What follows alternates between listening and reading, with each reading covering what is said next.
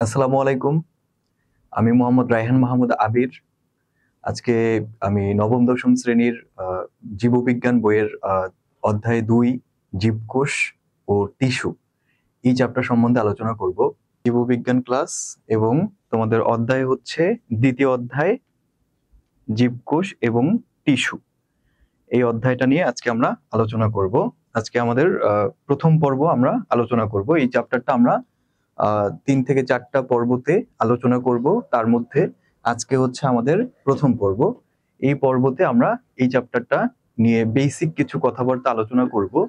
যেহেতু আজকে আমার প্রথম ক্লাস তোমাদের সাথে, সো আজকে আমরা মূলত ইন্ট্রোডাক্টরি টাইপের একটা ক্লাসই নিব, যেখানে হচ্ছে মূলত আমরা জীবের আসলে যেহেতু এই চ্যাপ্টারটার নাম হচ্ছে কোষ ও টিস্যু, তার মানে বুঝতেই পারতেছো এই চ্যাপ্টারটা মূলত দুইটা অংশে বিভক্ত। একটা হচ্ছে কোষ, আরেকটা অংশ হচ্ছে টিস্যু। সো এইখানে কোষ নিয়ে আমরা আজকে মূলত কোষের কিছু অংশ নিয়ে আমরা আলোচনা করব।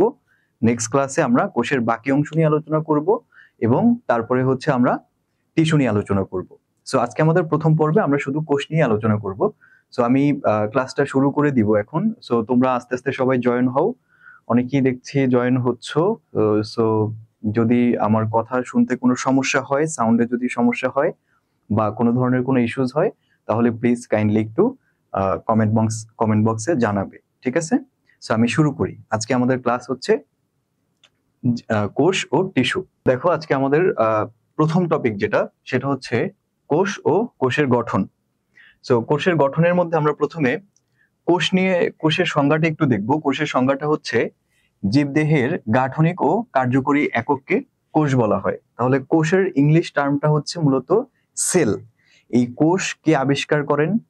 সর্বপ্রথম তোমার রবার্ট হুক মৃত কোষ আবিষ্কার করেন এবং তারপরে হচ্ছে অ্যান্টনি ভন লিউয়েনহুক জীবিত কোষ আবিষ্কার করেন। তো কোষের সংজ্ঞাটা হচ্ছে এরকম যে জীবদেহের গাঠনিক ও কার্যকরী একক। জীবদেহের গাঠনিক ও কার্যকরী একক বলতে আসলে মূলত কি বোঝায়? এটা বলতে মূলত বোঝায় যে আমাদের দেহটা মূলত কি দিয়ে তৈরি। আমাদের দেহের মধ্যে অনেকগুলো অঙ্গ প্রত্যঙ্গ আছে। আমাদের হাত আছে, পা, আমাদের মাথা, চোখ, কান, গলা, নাক, অনেক ধরনের অঙ্গ আছে। তো এই অঙ্গ প্রত্যঙ্গগুলো মূলত কি দিয়ে তৈরি? এই অঙ্গ প্রত্যঙ্গগুলো অনেকগুলা টিস্যু দিয়ে তৈরি। টিস্যু বা আমরা বাংলাতে বলি কলা। এই টিস্যু বা কলা কি, এটা আমরা পরবর্তী টপিকে পড়বো। এই চ্যাপ্টারেরই পড়া, বাট এটা নিয়ে আমরা আজকে আলোচনা করব না, এটা নিয়ে আমরা পরবর্তীতে আলোচনা করব। তো এই যে কোষ, কলা বা টিস্যুর কথা আমি বললাম, এই কলা বা টিস্যু গুলো আবার অনেক ধরনের, বিভিন্ন ধরনের কোষ নিয়ে গঠিত। তার মানে আমাদের হিউম্যান বডি বা আমাদের মানব দেহকে আমরা যদি ব্রেকডাউন করতে করতে করতে করতে আমরা সর্বশেষ অবস্থাতে যেটা পাবো সেটা হচ্ছে কোষ। অর্থাৎ আমাদের হিউম্যান বডি বা এনিমাল বডি বা যে কোনো জীবের দেহ, সেটা উদ্ভিদ হোক, প্রাণী হোক, যে কোনো any kinds of living agent or animal বা যেটাই বলো, যে কোনো জীবন্ত কিছুর কার্যকরী ও গাঠনিক এককই হচ্ছে কোষ। মানে কোষ দিয়েই তার দেহটা তৈরি। তো এই জন্যই বলা হয়েছে গাঠনিক ও কার্যকরী একক। তো দুইজন বিজ্ঞানী লোই ও সিকেভিজ, ওনারা 1969 সালে কোষের একটা সংজ্ঞা দিয়েছেন। তাদের মতে কোষ হচ্ছে এরকম যে কোষ হলো জীবজ ক্রিয়াকলাপের একক। জীবজ ক্রিয়াকলাপের একক মানে হচ্ছে আমাদের জীবনে যত কার্যাবলী হয়ে থাকে, আমাদের জীবন থেকে মৃত্যু পর্যন্ত যত কার্যাবলী হয়ে থাকে আমাদের মানব শরীরের ভিতরে বা আমাদের জীবদেহের ভিতরে, সব ক্রিয়াকলাপের এককই হচ্ছে কোষ। একক মানে কি? সবকিছুর মূল জিনিসটাই হচ্ছে কোষ। অর্থাৎ কোষের ভিতরেই সবকিছু ঘটে থাকে, যা বৈষম্য ভেদ্য পর্দা। কি দিয়ে? বৈষম্য ভেদ্য পর্দা। বৈষম্য ভেদ্য পর্দা দ্বারা আবৃত ও যা অন্য কোনো সজীব মাধ্যম ছাড়াই নিজের প্রতিরূপ তৈরি করতে পারে। তাহলে অন্য কোনো সজীব মাধ্যম ছাড়াই নিজের প্রতিরূপ তৈরি করতে পারে। তাহলে দেখো, বৈষম্যভেদ্য পর্দা দ্বারা আবৃত। বৈষম্যভেদ্য পর্দাটা মানে কি আসলে? বৈষম্যভেদ্য পর্দা বা সেমি পারমিয়েবল মেমব্রেন যেটা, এই মেমব্রেন বা এই পর্দাটা হচ্ছে এমনই একটা পর্দা যেখান থেকে আমরা যদি কোনো দুইটা দ্রবণের মাঝখানে যদি আমরা এই পর্দাটাকে রাখি, তাহলে এখান থেকে তোমার অভিস্রবণ পদ্ধতিতে পর্দার উচ্চ ঘনত্বের স্থান থেকে নিম্ন ঘনত্বের স্থানের দিকে দ্রবণগুলা স্থানান্তরিত হবে। সো এইটা হবে যে পর্দার মাধ্যমে, সেটাই হচ্ছে বৈষম্যভেদ্য পর্দা।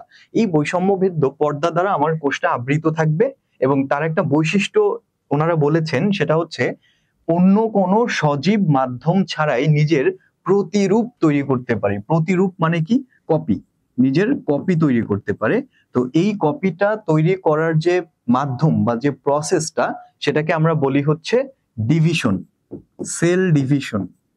সেল ডিভিশন অর্থাৎ কোষ বিভাজন। একটা কোষ থেকে একাধিক কোষ সৃষ্টি হওয়ার যে প্রক্রিয়া, সেই প্রক্রিয়ার নামই হচ্ছে কোষ বিভাজন। এই কোষ বিভাজন নিয়ে আমরা আমাদের নবম দশম শ্রেণীর জীববিজ্ঞান তৃতীয় অধ্যায়ে আমরা এই কোষ বিভাজন নিয়ে পড়াশোনা করব।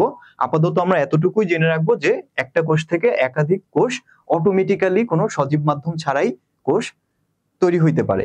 জাস্ট এতটুকুই। এই কথাটাই বলেছেন হচ্ছে লোই এবং সিকেভিচ কত সালে? 1969 সালে। এখন দেখো, আমি যেহেতু এখানে বৈষম্যভেদ্য পর্দা লিখেছিলাম, তো তোমাদের মনে প্রশ্ন জাগতে পারে আসলে পর্দা কয় ধরনের। তো মনে রাখবা, জাস্ট তোমাদের জানানোর জন্য আমি এখানে লিখে রেখেছি, পর্দা 3 ধরনের। একটা হচ্ছে ভেদ্য পর্দা, অর্ধভেদ্য বা বৈষম্যভেদ্য পর্দা, আর একটা হচ্ছে অভেদ্য। ভেদ্য পর্দা হচ্ছে যেই পর্দার মধ্য থেকে ডিরেক্টলি এক পাশ থেকে অন্য পাশে কোনো একটা দ্রবণ পাস হইতে পারে ডিরেক্টলি, সেটাই হচ্ছে ভেদ্য পর্দা। আর অর্ধভেদ্য পর্দা মানে অল্প কিছু জিনিস এক পাশ থেকে অন্য পাশে ট্রান্সপোর্ট হইতে পারে, অল্প, পুরোপুরি সবকিছুই এক পাশ থেকে আরেক পাশে যাবে না, ওইটাই হচ্ছে অর্ধভেদ্য পর্দা, বা ওইটাকে আমরা বৈষম্যভেদ্য পর্দাও বলবো, যেটা হচ্ছে আমাদের এখানে দেওয়া ছিল। আর সর্বশেষে অভেদ্য পর্দা হচ্ছে সেই পর্দা যেই পর্দার মধ্য থেকে এক পাশ থেকে অন্য পাশে কোনো কিছু যেতে পারে না, কোনো দ্রবণ যেতে পারে না, আটকে যায়। সো এই 3 ধরনের পর্দা আমাদের আছে। সো আমরা এতক্ষণ কি পড়লাম? কোষের সংজ্ঞাটা পড়েছি, এবং লোই এবং সিকেভিজের মতে কোষ কি সেটা আমরা দেখলাম, এবং পর্দা কত ধরনের সেটা আমরা দেখলাম। সো এখন আমরা আমাদের পরের টপিকে চলে যাই, সেটা হচ্ছে কোষের প্রকারভেদ। সো দেখো, তোমাদের এই পর্যন্ত কোথাও কোনো বুঝতে সমস্যা আছে কিনা আমাকে একটু কমেন্ট করে জানাও, যে তোমাদের কোথাও কোনো সমস্যা হচ্ছে কিনা। কোনো সমস্যা হলে আমাকে জাস্ট একটু জানাইও যে আমার সাউন্ডটা ক্লিয়ার শোনা যাচ্ছে কিনা এবং তোমরা বুঝতে পেরেছো কিনা। আচ্ছা, তো আমাদের এখানে দেখো কোষের প্রকারভেদ। কোষ মূলত কত প্রকার? কোষ অনেক প্রকার, তো তাদের বিভিন্ন কিছুর ভিত্তিতে ভাগ করা হয়েছে। তো এখানে একটু হয়তো দেখতে তোমাদের অসুবিধা হচ্ছে, তো আমি বলে দিচ্ছি, তোমরা যদি কেউ খাতায় নোট করতে চাও নোট করে রাখো। তো দেখো, মূলত কোষ হচ্ছে অনেকগুলা জিনিসের ভিত্তিতে কোষকে বিভক্ত করা হয় বা কোষকে প্রকারভেদ করা হয়েছে। প্রথমে হচ্ছে নিউক্লিয়াসের গঠনের ভিত্তিতে। নিউক্লিয়াসটা কি? নিউক্লিয়াস হচ্ছে আমাদের কোষের প্রাণকেন্দ্র। প্রত্যেকটা জিনিসেরই একটা প্রাণকেন্দ্র থাকে। তো এইটা যদি একটা কোষ হয়, এই কোষের মধ্যে এই গোলাকার একটা পদার্থ আছে যার নাম হচ্ছে নিউক্লিয়াস। এই গোলাকার পদার্থটার নাম কি? নিউক্লিয়াস। তো এই নিউক্লিয়াস কোনো কোষে থাকবে, কোনো কোষে থাকবে না। এই নিউক্লিয়াসটা কোনো কোষে থাকবে, কোনো কোষে থাকবে না। তো যে সকল কোষে এই নিউক্লিয়াসটা সুগঠিত ভাবে থাকবে, সুগঠিত ভাবে থাকবে মানে একটা নিউক্লিয়াসের মধ্যে যা যা থাকার কথা সবই যদি থাকে, তাহলে সেই ধরনের কোষকে আমরা প্রকৃত কোষ বলবো। তাহলে নিউক্লিয়াস যদি থাকে বা ভালো নিউক্লিয়াস যুক্ত কোষ আমরা বলতে পারি। ভালো নিউক্লিয়াস যুক্ত কোষ বলতে বোঝায় যেই কোষের নিউক্লিয়াসটা সুগঠিত, সেই সুগঠিত নিউক্লিয়াস আছে যে সকল কোষে, সেই সকল কোষকে আমরা প্রকৃত কোষ বলবো। আর যে সকল কোষে এই সুগঠিত নিউক্লিয়াসটা নেই, সে সকল কোষকে আমরা আদি কোষ বলবো। কি বলবো? আদি কোষ বলবো। ঠিক আছে? তো আদি কোষের ইংলিশটা হচ্ছে prokaryotic cell. Prokaryotic cell, prokaryotic cell. আর এই প্রকৃত কোষের ইংলিশটা হচ্ছে eukaryotic cell. Eukaryotic cell, prokaryotic cell আর ইউক্যারিওটিক সেল। তো প্রো মিন্স আদি, প্রো মিন্স আদি বা আগের বা পুরাতন, আর ইউ মিন্স নতুন, ইউ মিন্স নতুন। ঠিক আছে? আর এই ক্যারিয়ন কথাটা, ক্যারিও কথাটা আসছে মূলত ক্যারিয়ন থেকে। এই ক্যারিও কথাটা আসছে কোত্থেকে? ক্যারিয়ন থেকে, দেখো আমি এখানে লিখছি প্রোক্যারিওটিক সেল বা আদিকোষ। এই আদিকোষের প্রো মানে হচ্ছে কি আদি, প্রো মানে কি আদি, আর এই ক্যারিও কথাটা আসছে ক্যারিয়ন থেকে। এটা আসছে কোত্থেকে? ক্যারিয়ন থেকে আসছে। ক্যারিয়ন মানে হচ্ছে নিউক্লিয়াস। ক্যারিয়ন মানে কি নিউক্লিয়াস। এই যে আমাদের কোষের ভিতরে যে গোলাকার বস্তু, এই নিউক্লিয়াসটা কি বোঝানো হচ্ছে, এটার নামই হচ্ছে ক্যারিয়ন। তার মানে প্রোক্যারিয়ন মানে কি আদি নিউক্লিয়াস যুক্ত কোষ, আর ইউক্যারিওটিক মানে কি নতুন নিউক্লিয়াস যুক্ত কোষ বা ভালো নিউক্লিয়াস যুক্ত কোষ। এরপরে দেখো কোষকে আবার কাজের ভিত্তিতে, এখানে কি লেখা হয়েছে কাজের, কয়াকারে কা জয়াকারে যে র, কাজের ভিত্তিতে। একটা কোষের কি কাজ, একটা কোষের কি কাজ সেটার ভিত্তিতে মূলত কোষকে দুই ভাগে ভাগ করা হয়েছে। একটা হচ্ছে দেহকোষ, আরেকটা হচ্ছে জনন কোষ। তাহলে এই দেহকোষের ইংলিশ টার্মটা হচ্ছে সোম্যাটিক সেল। সোম্যাটিক সেল বা দেহকোষ। দেহকোষ কাকে বলে? যেই কোষ আমাদের দেহ গঠনে সাহায্য করে, আমাদের হাত পা মাথা আমাদের হোল বডি এইগুলা সৃষ্টি হয় যে সকল কোষ দিয়ে তাদেরকেই বলা হয় দেহকোষ। আর জনন কোষটা হচ্ছে গ্যামেটিক সেল বা সংক্ষেপে গ্যামেট বলা হয়। গ্যামেটিক সেল বা গ্যামেট বা রিপ্রোডাক্টিভ সেলও এটাকে বলা হয়। সো এই গ্যামেট বা জনন কোষটা হচ্ছে যেই কোষ আমাদের রিপ্রোডাকশন বা আমাদের জননে সাহায্য করে। অর্থাৎ আমরা একটা হিউম্যান বডি সৃষ্টি হয় মূলত যেই কোষটা থেকে, অর্থাৎ একটা গ্যামেট থেকে, গ্যামেট সেল থেকে, যেটা পরবর্তীতে ভ্রূণে পরিণত হয়।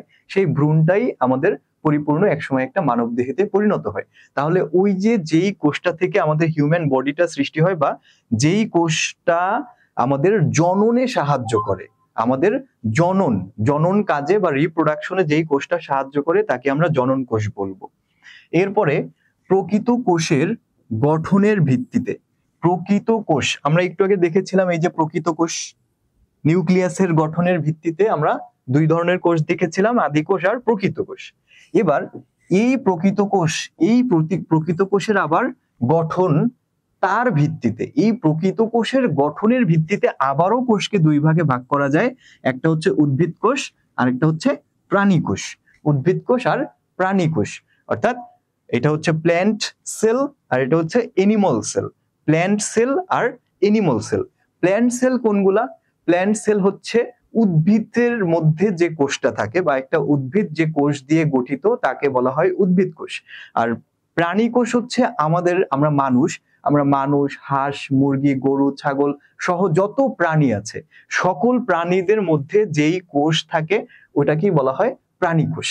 তাহলে আমরা এই চ্যাপ্টারে এই উদ্ভিদ কোষ কি, প্রাণী কোষ কি, উদ্ভিদ কোষ ও প্রাণী কোষের মধ্যে পার্থক্য কি, কি থাকলে সেটা উদ্ভিদ কোষ হবে, কি না থাকলে সেটা প্রাণী কোষ, অথবা কি থাকলে প্রাণী কোষ, কি না থাকলে উদ্ভিদ কোষ, এগুলো সকল কিছু আমরা বিস্তারিত এই চ্যাপ্টারে আস্তে আস্তে ইনশাল্লাহ জানবো। ওকে, সো আমরা এতক্ষণ কি দেখলাম? কোষের প্রকারভেদ। তো এই কোষের প্রকারভেদ নিয়ে কারো কোনো প্রশ্ন থাকলে আমাকে কষ্ট করে একটু জানাও, বা এই কোষের প্রকারভেদটা তোমরা বুঝতে পেরেছো কিনা আমাকে একটু জানাও। এখানে কি লেখা? কোষ লেখা। এই কোষ নিউক্লিয়াস লেখা, এখানে নিউক্লিয়াসের গঠনের ভিত্তিতে, নিউক্লিয়াসের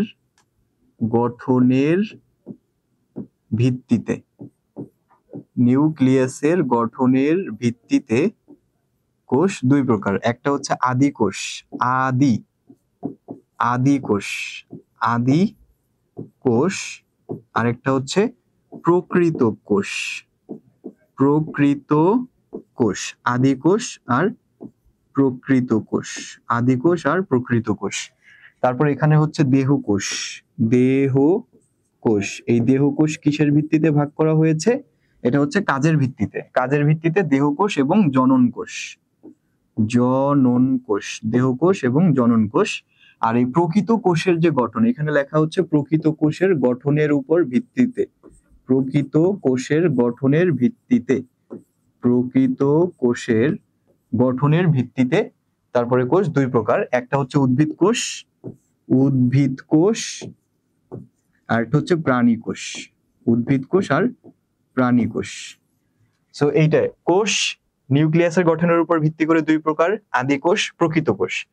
কোষ কাজের ভিত্তিতে দুই প্রকার, দেহ কোষ, জনন কোষ। কোষ প্রকৃত কোষের ভিত্তিতে, প্রকৃত কোষের গঠনের ভিত্তিতে দুই প্রকার, উদ্ভিদ কোষ ও প্রাণী কোষ। দেখো তো বুঝতে পারো কিনা, না বুঝতে পারলে আমাকে জানাও, তাহলে আমি আরেকবার রিভিউ করি। ওকে, বুঝতে পেরেছো। এরপরের নেক্সট স্লাইডে আমরা চলে যাচ্ছি। কোষের প্রকারভেদের মধ্যে আমরা একটু আগে দেখেছিলাম, প্রথমেই নিউক্লিয়াসের গঠনের উপর ভিত্তি করে কোষকে দুই ভাগে ভাগ করা হয়েছে, একটা হচ্ছে আদি কোষ আর একটা হচ্ছে প্রকৃত কোষ। এবার আমরা এই আদি কোষ এবং প্রকৃত কোষ সম্বন্ধে একটু বিস্তারিত জানবো, আসলে এইগুলা কি, কেমন এবং কিভাবে এই বিষয়গুলো সেগুলো একটু জানি। তো দেখো, নিউক্লিয়াসের গঠনের ভিত্তিতে কোষ দুই ধরনের, একটা হচ্ছে আদি কোষ আর একটা কি ছিল, প্রকৃত কোষ। অর্থাৎ এটা ছিল প্রোক্যারিওটিক সেল আর এটা ছিল হচ্ছে ইউক্যারিওটিক সেল, মানে আদি কোষ এবং প্রকৃত কোষ। তো প্রথমে আমরা এক নম্বরে আদি কোষ বা আদি কোষের অপর নাম হচ্ছে প্রাক কেন্দ্রিক কোষ। প্রাক কেন্দ্রিক কোষ, এই প্রাক মানে হচ্ছে আদি, আর কেন্দ্র, এই কেন্দ্রিক কথাটা মানে হচ্ছে কেন্দ্রকে বোঝানো হয়েছে। কেন্দ্র, কেন্দ্র মানে কি, আমরা একটু আগেই বলেছিলাম যে আমাদের একটা কোষ, এই কোষের ঠিক মাঝখানে একটা গোলাকার বস্তু থাকে যাকে আমরা কোষের প্রাণ কেন্দ্র বা নিউক্লিয়াস বলি। তাহলে সেই কেন্দ্র থেকে এই কেন্দ্রটাকে বলা হয়েছে যে প্রাককেন্দ্রিক, মানে যে আদি কেন্দ্র বা নিউক্লিয়াসটা হচ্ছে পুরাতন বা নিউক্লিয়াসটা সুগঠিত না। তো সেই প্রাককেন্দ্রিক কোষ মানে অসুগঠিত নিউক্লিয়াস যুক্ত যে কোষ, সেটাকে আমরা প্রাককেন্দ্রিক কোষ বা আদি কোষ বলেছি, যার ইংলিশ টার্মটা হচ্ছে প্রোক্যারিওটিক সেল। তো এই প্রোক্যারিওটিক সেলের বৈশিষ্ট্যগুলো কি কি একটু দেখো। এই ধরনের কোষে, এই ধরনের কোষে, কোন ধরনের কোষে, যেই কোষে আদি নিউক্লিয়াস আছে বা নিউক্লিয়াসটা সুগঠিত নয়, যেই কোষে নিউক্লিয়াসটা সুগঠিত নয়, নিউক্লিয়াসটা কি এবং একটা নিউক্লিয়াসের মধ্যে কি কি গঠন থাকে, এগুলো সম্বন্ধে আমরা সামনে বিস্তারিত জানবো। আপাতত এতটুকুই আমরা জেনে রাখি যে যেই কোষে নিউক্লিয়াসটা সুগঠিত নয় তাকে আমরা আদি কোষ বলবো। এই ধরনের কোষে কোনো সুগঠিত নিউক্লিয়াস থাকে না, যেটা আমরা শুরুতেই বলেছি, কোনো সুগঠিত নিউক্লিয়াস থাকবে না, এটা প্রথম কথা। তারপরে এদের আদি নিউক্লিয়াস যুক্ত কোষও বলে। কি বলে? আদি নিউক্লিয়াস যুক্ত কোষ, অর্থাৎ নিউক্লিয়াসটা সুগঠিত নয়, এজন্য তাদের আদি নিউক্লিয়াস যুক্ত কোষ বলা হয়। এসব কোষের নিউক্লিয়াস কোনো পর্দা দ্বারা আবৃত থাকে না। এসব কোষের নিউক্লিয়াসে কোনো পর্দা থাকে না, এসব কোষের নিউক্লিয়াস কোনো পর্দা দ্বারা আবৃত থাকে না। তার মানে আমরা কি বলেছিলাম, এই আদি কোষ বা এই প্রাককেন্দ্রিক কোষের মধ্যে যে নিউক্লিয়াসটা থাকবে সেটা কিন্তু সুগঠিত নয়, সুগঠিত নয়। তো সেই সুগঠিত নয় মানে কি, এখানে কিন্তু নিউক্লিয়াসে কোনো পর্দা থাকবে না, এই নিউক্লিয়াসে কোনো পর্দা থাকবে না। তাই এই পর্দা না থাকার কারণে নিউক্লিয় বস্তু সাইটোপ্লাজমে ছড়ানো থাকবে না। তো সাইটোপ্লাজম মানে হচ্ছে একটা কোষের মধ্যে থকথকে জেলি সদৃশ পদার্থ, যার ভিতরে একটা কোষের সকল অঙ্গাণু থাকে, সেটাকে আমরা সাইটোপ্লাজম বলি। এটা আমরা সামনেই দেখব। সো এই সাইটোপ্লাজমে ছড়ানো থাকে, কি থাকে সাইটোপ্লাজমে ছড়ানো? নিউক্লিয় বস্তু। নিউক্লিয় বস্তু মানে বোঝাচ্ছে নিউক্লিয়াসের মধ্যে যে সকল বস্তু থাকে তাদেরকে নিউক্লিয় বস্তু বলা হয়েছে। সো একটা কোষের কথা চিন্তা করো, এইটা যদি একটা কোষ হয়, এই কোষের মধ্যে যদি এই একটা নিউক্লিয়াস এরকম গোলাকার থাকে, তো এখন এই নিউক্লিয়াসটার এই যে পর্দাটা, এই পর্দাটাই যদি না থাকে, তাহলে ধরো নিউক্লিয়াসের মধ্যে আছে একটা কালো কুচকুচে একটা পদার্থ, গাঢ় পদার্থ, এটাকে আমরা বলি নিউক্লিওলাস। তারপরে আছে হচ্ছে তোমার এরকম নুডলসের মতো পেঁচানো তোমার ক্রোমাটিন তন্তু থাকে, তারপরে এই যে থকথকে জেলির মতো পদার্থ থাকে হচ্ছে নিউক্লিওপ্লাজম। ঠিক আছে, সো এই জিনিসগুলা এই সাইটোপ্লাজমের মধ্যে ছড়ানো থাকবে যদি এই পর্দাটাই না থাকে। এই পর্দাটা যদি এখানে না থাকে, এই পর্দাটা চিন্তা করো নাই, এই পর্দাটা নাই মানে কি জানো? এই পর্দাটা নাই মানে হচ্ছে এই নিউক্লিয়াসের ভিতরের জিনিসগুলা, কোষের ভিতরে যে সাইটোপ্লাজম আছে, থকথকে জেলির মতো পদার্থ কোষের ভিতরে সাইটোপ্লাজম, এই সাইটোপ্লাজমের মধ্যে ছড়ানো ছিটানো থাকে। সেই কথাটাই এখানে বলা হয়েছে যে এসব কোষে নিউক্লিয়াসে কোনো পর্দা থাকবে না দেখে নিউক্লিয় বস্তু সাইটোপ্লাজমে ছড়ানো ছিটানো থাকবে। তারপরে বলা হয়েছে এসব কোষে মাইটোকন্ড্রিয়া, প্লাস্টিড, এন্ডোপ্লাজমিক রেটিকুলাম ইত্যাদি অঙ্গাণু থাকবে না, থাকবে নয়াকারে না। তবে একটা জিনিস থাকবে, সেটা হচ্ছে রাইবোজোম থাকবে। কি থাকবে? রাইবোজোম থাকবে। এই প্রত্যেকটা সাইটোপ্লাজমীয় অঙ্গাণু সম্বন্ধে আমরা সামনে বিস্তারিত প্রত্যেকটা সম্বন্ধে আমরা জানবো। আপাতত আমরা নামগুলো জেনে রাখি যে সব কোষে কি কি থাকবে না আর কি থাকবে। থাকবে না হচ্ছে মাইটোকন্ড্রিয়া থাকবে না, প্লাস্টিড থাকবে না, এন্ডোপ্লাজমিক রেটিকুলাম থাকবে না, একটা মাত্র জিনিস থাকবে, শুধু রাইবোজোম থাকবে। তারপরে আরেকটা কথা কি বলা আছে, ক্রোমোজোমে কেবল ডিএনএ থাকে। ক্রোমোজোমে আমরা জানি একটা এটা তোমরা আরো সামনে জানবা, সেটা হচ্ছে একটা কোষের ভিতরে ক্রোমোজোম থাকে। সেই ক্রোমোজোম থেকে আমরা মূলত ডিএনএ এবং আরএনএ পেয়ে থাকি। তোমরা ডিএনএ এবং আরএনএ এর নাম শুনেছো?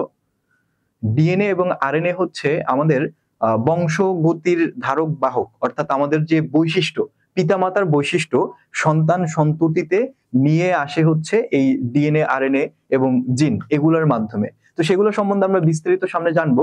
তো এই ডিএনএ এবং আরএনএ মূলত থাকে হচ্ছে ক্রোমোজোমের মধ্যে, কিন্তু এই আদি কোষ বা প্রাককেন্দ্রিক কোষের মধ্যে কেবল ডিএনএ থাকবে, আরএনএ থাকবে না বা অন্য কিছু থাকবে না। ঠিক আছে, তো এতটুকু মনে রাখবা। এবার এই আদি কোষ বা প্রাককেন্দ্রিক কোষ পাওয়া যায় কোন সকল উদ্ভিদ বা প্রাণীতে, সেগুলো আমরা দেখবো। তো এগুলো পাওয়া যায় হচ্ছে মূলত নীলাভ সবুজ শৈবাল। নীলাভ সবুজ শৈবাল, যেটাকে আমরা ইংরেজিতে বলি blue green algae. Blue green algae, blue green algae মানে হচ্ছে নীলাভ সবুজ শৈবাল। এটা এক ধরনের শৈবাল। এই শৈবালের মধ্যে এই আদি কোষটা পাওয়া যায়। তারপরে এনি কাইন্ডস অফ ব্যাকটেরিয়া, যে কোনো ধরনের ব্যাকটেরিয়ার মধ্যেই আদি কোষ থাকবে। তার মানে আদি কোষ, ব্যাকটেরিয়া মূলত আদিকোষী জীব। ব্যাকটেরিয়া কি এক ধরনের আদিকোষী জীব। তো এই দুইটা এক্সাম্পল তোমরা মনে রাখবা। তো এই হচ্ছে আমাদের মূলত আদিকোষ বা প্রাককেন্দ্রিক কোষের গঠন। এখানে আমি একটা সুন্দর একটা ব্যাকটেরিয়ার ছবি দিয়েছি, দেখো ব্যাকটেরিয়াটা কত সুন্দর। এই একটা ব্যাকটেরিয়ার গঠন। এই ব্যাকটেরিয়া একটা মাত্র কোষ দিয়ে গঠিত, মনে রাখবা, যে কোনো একটা ব্যাকটেরিয়া মাত্র একটা মাত্র কোষ দিয়ে গঠিত। তো সেই কোষটা হচ্ছে আদিকোষ।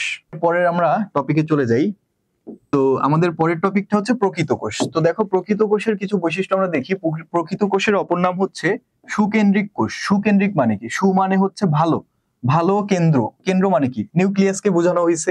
এই যে দেখো এই একটা কোষের ভিতরে এই যে তোমার এই গোলাকার যে বস্তুটা, এটাই হচ্ছে নিউক্লিয়াস। এটা কি বলা হয়? একটা কোষের কেন্দ্র বা মাঝখানটা আর কি, মানে একটা কোষের প্রাণ। একটা কোষের সব থেকে মেইন জিনিস হচ্ছে নিউক্লিয়াস। তো এই ধরনের কোষে, যে ধরনের কোষে একটা সুগঠিত নিউক্লিয়াস থাকবে। সুগঠিত নিউক্লিয়াস মানে হচ্ছে একটা নিউক্লিয়াসের মধ্যে যা যা থাকা দরকার তাই যদি থাকে, একটা নিউক্লিয়াসের মধ্যে যা যা থাকা দরকার তাই যদি থাকে, তাহলে আমরা সেটাকে সুকেন্দ্রিক কোষ বা প্রকৃত কোষ বলবো। ঠিক আছে, তো এটার নাম হচ্ছে ইউক্যারিওটিক সেল, ইংরেজি নামটা ইউক্যারিওটিক সেল। এসব কোষের নিউক্লিয়াস সুগঠিত, অর্থ নিউক্লিয়ার মেমব্রেন বা নিউক্লিয়ার মেমব্রেন দিয়ে নিউক্লিয় বস্তু পরিবেষ্টিত ও সুগঠিত থাকে। তার মানে এই কোষের মধ্যে নিউক্লিয়ার মেমব্রেন থাকে এবং সেই মেমব্রেনের মাধ্যমে নিউক্লিয়াসের মধ্যে যে সকল বস্তু, নিউক্লিওলাস, ক্রোমাটিন তন্তু, নিউক্লিওপ্লাজম, একটা নিউক্লিয়াসের যা যা থাকে সবকিছু সুন্দরভাবে একটা পর্দা দ্বারা আবৃত থাকে। যেই পর্দাকে আমরা নিউক্লিয় মেমব্রেন বলি বা নিউক্লিয়ার মেমব্রেন বা নিউক্লিয়ার পর্দা। এই পর্দা দিয়ে সবকিছু সুসংগঠিত থাকে বলে এটাকে আমরা প্রকৃত কোষ বলেছি। তারপরে এসব কোষে রাইবোজোম সহ সকল অঙ্গাণু উপস্থিত, সকল অঙ্গাণুগুলা প্রেজেন্ট থাকবে। এই যে প্রকৃত কোষ, এই প্রকৃত কোষের মধ্যে সকল অঙ্গাণুগুলা প্রেজেন্ট থাকবে। অর্থাৎ আগে আদি কোষে আমরা যে সকল অঙ্গাণু আমাদের মিসিং ছিল, যেমন মাইটোকন্ড্রিয়া, তারপরে হচ্ছে প্লাস্টিড, গলজি বডি, এইগুলা আগের কোষে, আমাদের আদি কোষে ছিল না, কিন্তু এই সবকিছু এবার আমাদের এই প্রকৃত কোষের মধ্যে থাকবে। তার মানে এখানে সকল কোষীয় অঙ্গাণু উপস্থিত থাকবে। তারপর ক্রোমোজোমে ডিএনএ থাকবে, প্রোটিন থাকবে, হিস্টোন থাকবে এবং অন্যান্য উপাদান থাকবে। ক্রোমোজোমের মধ্যে আগের বারে আমরা শুধু ডিএনএ দেখেছিলাম, আদি কোষে শুধু ডিএনএ ছিল, আর কিছু ছিল না। বাট এখানে মোটামুটি সবই থাকবে। এই যে ডিএনএ, প্রোটিন, হিস্টোন, আরএনএ সবই থাকবে। তারপর অধিকাংশ জীবকোষ এ ধরনের হয়, মানে জীবের ম্যাক্সিমাম কোষই হচ্ছে প্রকৃত কোষ। ঠিক আছে, যে এই দুনিয়াতে যত জীব আছে, জীবের ম্যাক্সিমাম অধিকাংশ জীবের কোষই হচ্ছে প্রকৃত কোষ। খুব অল্প সংখ্যকই হচ্ছে আদি কোষ, যেটা আমরা আগে দেখেছিলাম, ওই যে ব্যাকটেরিয়া এবং নীলাভ সবুজ শৈবাল, সেই ধরনের কিছু জীবের হচ্ছে আদি কোষ থাকে।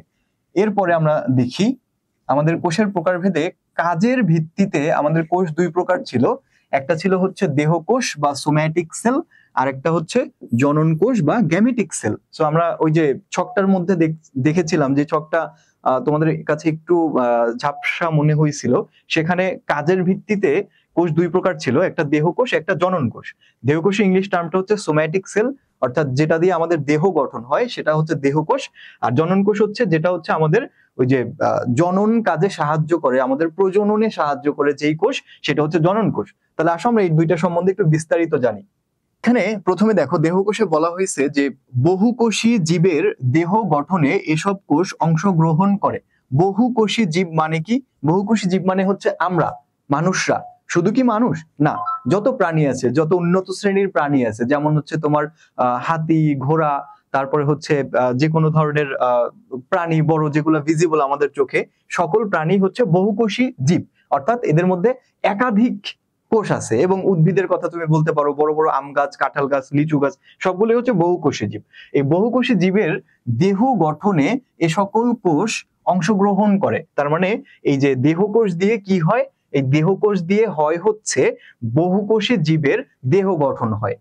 তারপরে কি হয়, এই কোষে মাইটোসিস পদ্ধতিতে বিভাজনের মাধ্যমে দেহের বৃদ্ধি ঘটে। তো আমরা জানি যে দেহকোষটা মূলত গঠনই হয় দেহের বৃদ্ধির জন্য বা দেহ গঠনের জন্য। তার মানে এই কোষটা কিভাবে বিভাজিত হয়, আমরা জানি একটা কোষ থেকে আরেকটা কোষ বিভাজিত হতে পারে, যেটা ওই যে বোভেরি এবং লয়ই বলেছিলেন যে কোনো সজীব মাধ্যম ছাড়াই তারা নিজে নিজে রিপ্রোডাক্টিভ হইতে পারে। তো সেই রিপ্রোডাকশনের যে নামটা আমি বলেছিলাম যে সেল ডিভিশন বা কোষ বিভাজন, তো যেটা হচ্ছে আমরা পরবর্তী অধ্যায়ে পড়বো। তো সেখানের মধ্যে কোষ বিভাজন আমরা দেখবো দুই প্রকার, একটা হচ্ছে মাইটোসিস কোষ বিভাজন, আর একটা হচ্ছে মিওসিস কোষ বিভাজন। তো এই মাইটোসিস কোষ বিভাজনটা হয় মূলত এই দেহকোষে। তার মানে তোমাদের যদি প্রশ্ন করা হয় পরীক্ষাতে যে দেহকোষে কোন ধরনের বিভাজন ঘটে, তোমরা বলবা হচ্ছে মাইটোসিস বিভাজন। আর আরেকটা কথা যে বিভিন্ন তন্ত্র অঙ্গ প্রত্যঙ্গ গঠনে দেহকোষ অংশগ্রহণ করে। তন্ত্র মানে কি? তন্ত্রর ইংলিশ টার্মটা হচ্ছে সিস্টেম। তন্ত্র মানে হচ্ছে যে আমাদের শরীরে অনেকগুলো কার্যকলাপের সমন্বয়ে একটা তন্ত্র সৃষ্টি হয়। যেমন আমাদের শরীরে অনেকগুলো তন্ত্র আছে, এই সম্বন্ধে আমরা সামনে বিস্তারিত পড়বো, তাও আমি তোমাদের ছোট করে একটু বলে রাখি। যেমন আমাদের হচ্ছে এই যে ব্রেন, আমাদের ব্রেনে যে কাজ হয়, হ্যাঁ, এই ব্রেনের টোটাল ফাংশনটা বা টোটাল কাজটা যেই তন্ত্রের আন্ডারে বা যেই সিস্টেমের আন্ডারে, তাকে আমরা নার্ভাস সিস্টেম বলবো। কি বলবো? নার্ভাস সিস্টেম বলবো। তারপরে হচ্ছে আমাদের এই যে হার্ট, আমাদের হৃৎপিণ্ড, এই হৃৎপিণ্ডের যে গঠন কার্যাবলী যত ফাংশন আছে সবগুলা যে তন্ত্রের আন্ডারে, সেই তন্ত্রটাকে আমরা কার্ডিয়াক সিস্টেম বলবো। কি বলবো? কার্ডিয়াক সিস্টেম বলবো। তো এরকম আমাদের শরীরে বহু সিস্টেম আছে, এই সিস্টেমগুলো আমরা সামনে আরো বিস্তারিত আলোচনা করব। তো সেই তন্ত্র এবং অঙ্গ প্রত্যঙ্গ মানে আমাদের হাত পা মাথা যত অঙ্গ প্রত্যঙ্গ আছে সবগুলো গঠনে এই দেহকোষ অংশগ্রহণ করে। তো এই হচ্ছে আমাদের দেহকোষের বিভিন্ন ফাংশন। এরপরে আসো আমরা জনন কোষ বা গ্যামেটিক সেলটা দেখি। তো গ্যামেটিক সেল বা জনন কোষ হচ্ছে এইখানে মিওসিস পদ্ধতিতে কোষ বিভাজন হবে। আমি একটু আগেই বলেছিলাম কোষ বিভাজন দুই প্রকার, মাইটোসিস আর মিওসিস। তো এইখানে আমাদের দেহকোষে হয়েছিল মাইটোসিস কোষ বিভাজন, আর জনন কোষে হবে মিওসিস কোষ বিভাজন। তো এই মিওসিস পদ্ধতিতে জনন মাতৃকোষের বিভাজন ঘটে এবং জনন কোষ উৎপন্ন হয়। তো জনন কোষ মূলত দুই ধরনের। জনন কোষ কয় ধরনের? দুই ধরনের। এটা আমরা একটু দেখি। একটা হচ্ছে তোমার জনন কোষ, একটা হচ্ছে তোমার শুক্রাণু, আরেকটা হচ্ছে ডিম্বাণু। শুক্রাণু আর একটা কি ডিম্বাণু, এই দুই ধরনের জনন কোষ আছে আমাদের। তো এই শুক্রাণুটা হচ্ছে মেইলদের থাকে আর ডিম্বাণুটা হচ্ছে ফিমেইলদের থাকে। তো এই জনন কোষটা মূলত সৃষ্টি হয় এই মিওসিস কোষ বিভাজনের মাধ্যমে। কোথায় হয় এই মিওসিস কোষ বিভাজনটা? জনন মাতৃকোষে হয়। সেখান থেকে আমরা এই শুক্রাণু এবং ডিম্বাণু নামক দুইটা জনন কোষ পেয়ে থাকি। এটা হবে শুধুমাত্র মেইলদের ভিতরে, আর এটা হবে শুধুমাত্র ফিমেলদের ভিতরে। সো এভাবে আমরা জনন কোষ পেয়ে থাকি তোমার মিওসিস কোষ বিভাজনের মাধ্যমে। এগুলো নিয়ে আমরা সামনে আরো অনেক বিস্তারিত আলোচনা করবো। আপাতত আমরা জাস্ট মোটামুটি একটা ইন্ট্রোডাক্টরি সবকিছু জেনে রাখি। এরপরে দেখো, অপত্য জনন কোষে ক্রোমোজোমের সংখ্যার অর্ধেক থাকে। তার মানে অপত্য মানে নতুন জনন কোষ যেটা, সেইখানে ক্রোমোজোমের সংখ্যার অর্ধেক থাকে, অর্থাৎ একটা কোষ থেকে যখন আরেকটা কোষ বিভাজিত হয় তখন যেই কোষটা পূর্ববর্তী যেই কোষটা থাকে তাকে বলা হয় মাতৃকোষ, আর নতুন যেই কোষটা সৃষ্টি হয় তাকে বলা হয় অপত্য কোষ বা ডটর সেল, আর মাতৃকোষের ইংলিশটা হচ্ছে মাদার সেল।